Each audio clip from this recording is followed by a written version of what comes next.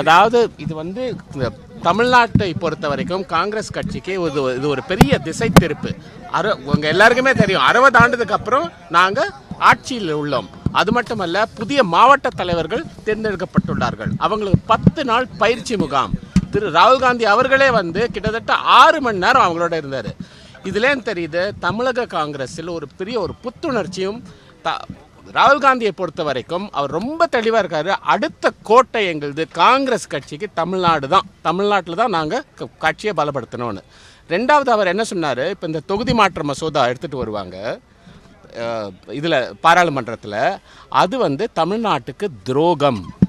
அதை வந்து எல்லாருமே எதிர்க்கணும், எல்லா தமிழ்நாட்டு கட்சிகளும் எதிர்க்கணும். அதுதான் தமிழ் மக்களுக்கு நம்ம செய்ய வேண்டிய கடமை அப்படின்னு ரொம்ப தெளிவாக எங்கள் மாவட்ட தலைவர்களுக்கு சொன்னார். ரொம்ப அதாவது கட்சி பணிகளை மக்களோட மக்களோட சந்திக்க வேண்டும். சும்மா சத்தியமூர்த்தி பவனுக்குள்ளேயே அரசியல் செய்யாதீங்க. மக்கள்கிட்ட போங்க.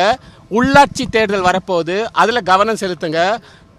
இது பதவி அதெல்லாம் வரும், ஆனால் கட்சியை பலப்படுத்துங்க, கட்சியில் கவனம் செலுத்துங்க அப்படின்னு ரொம்ப கிளியராக சொல்லியிருக்கேன்.